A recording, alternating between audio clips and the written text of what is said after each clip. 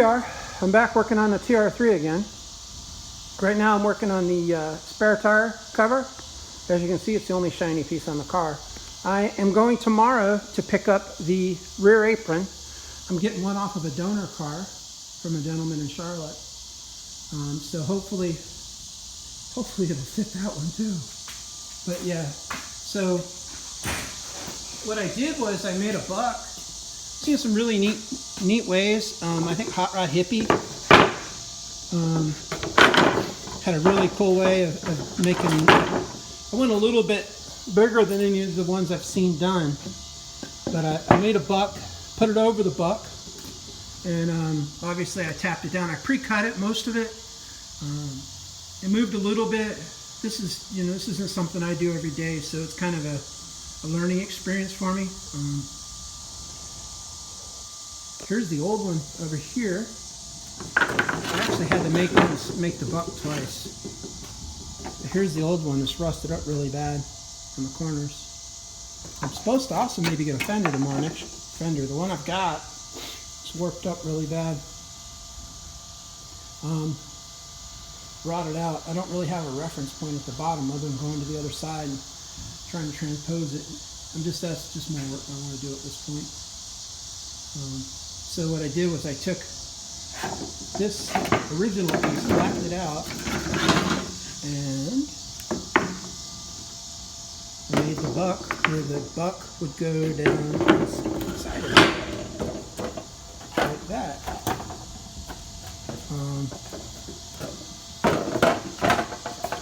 Sorry about that. Sorry for the background noise, guys. But anyways, I did that.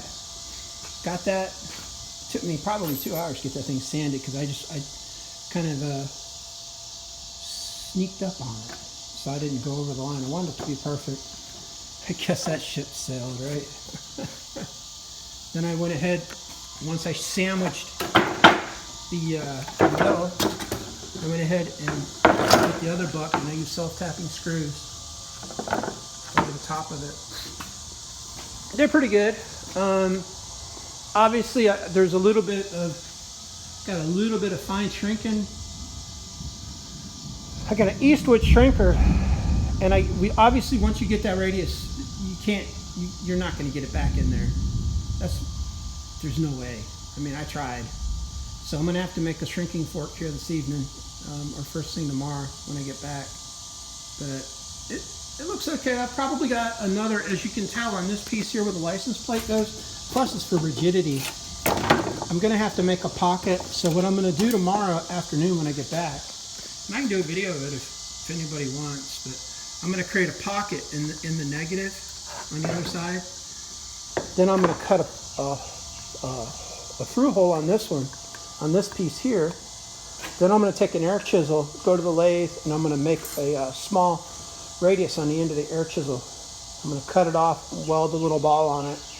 And then I'm going to go ahead and put this all back together because I didn't weld the holes up yet. Once I've got it shrunk where, I know it's going to be okay, I'll put it back in there, and I will use the air hammer to put this. It's for the license plate, but it looks to me like, obviously it adds some rigidity to it as well. So I'll put that in tomorrow. I'm not going to do anything else. I'll probably, I got the holes where I put the sheet metal screws in it, the self-tapping sheet metal screws to secure it. I'm probably not going to weld those up right now. I'm going to wait till I get that back piece done, the rear valance. So fortunately I didn't have to make one. I thought I was going to have to, but I lucked out on that one. But anyways, that's where we're at today. That's my update on the TR3. Did get it moved around. I'm going to start on that pan sometime next week. And I am going to make the dies for my little Pullmax that I made. I don't know what you'd call it. It's not really a power hammer. And it's not a Pullmax, obviously, but it's not really a power hammer either. It's a cross between a planisher and a power hammer because it doesn't have the force of a power hammer. But it's got a lot more force than a planisher, so I don't know what you'd want to call it. But I am going to make the dies, like I told you. I lost my radius gauge. I don't know what in the world I've done with it. That's one of the reasons I'm waiting on this. Hoping when I clean up this weekend I can find it. Then I'll get the dies made for this and get this piece started. I am going to replace the trunk piece before I put the rear valance back on. So right now where I was at, doing this piece here was kind of a big deal for me. I'm not a fabricator. I mean, when I say fabricator, sheet metal. I build you anything you want out of steel or machine shop, whatever you want to do. But sheet metal is a new venture. You know, I grew up watching my dad do stuff like this in Ohio. Matter of fact, I went in one of his really small body hammers that I really love. I got to show this to you guys. I am so excited about this. I was cleaning out his tool. He gave me his toolbox. That's kind of what got me into some of this. When he passed away, I inherited his box. I was going through it. I don't know if you can see it. See that little small hammer? Well, it didn't have a handle. When I started this project, I was like, I have got to fix that. So I finally found a handle for it today. Put it on, cleaned the hammer up. This thing is so light. Oh my gosh. I'm embarrassed to tell you, I've got a brand new Harbor Freight set. I like it. It's all right, but they're heavy. Oh my gosh. Here's one of my dad's other ones. It's also really super light. What was funny is it didn't have a handle, so I went, found a handle, put it on. I was all excited, so I went back in the toolbox to see if I could find any more hammers like that today. I was looking for more body hammers to fix, and the handle for that, brand new handle, was sitting in the bottom of his box. He's been gone 20 years. I don't really use his tools that much. Since I started working on this, most of his stuff's on Whitworth tools. He's got metric and a little bit of standard because all he did was foreign cars his whole life for the most part. So I don't really use his tools that much because most of it's meant for, British cars. So I normally use my own stuff, but I just started messing about with his, and pretty stoked. Using his hammers. He's not here with me physically, but he is in spirit with those hammers, So, if that makes any kind of sense. At least I got a part of him with me while I'm building this. I mean, I'm actually building this car. This was one of his favorite cars. Come November, he will have been gone 22 years. Everything I know about mechanicking, I learned from him. So, this is where I'm at. This is just a hobby. And I'm just happy to update everybody and share the joy, share the passion. Get out of the house.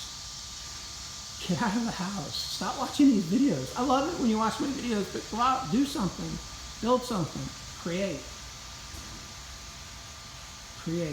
Anyways, if you like it, subscribe. If you don't, thanks for stopping by. Maybe next time I'll have a video you'll like.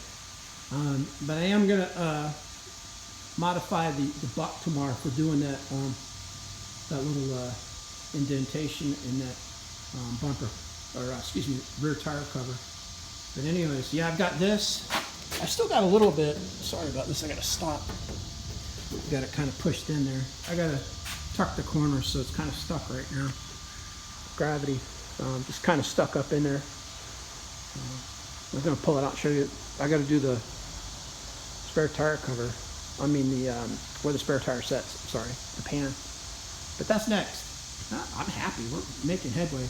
I had decided. I showed you I made this tool for doing my I was going to use it for doing my trunk pan, but I did the driver's side pan the week before last.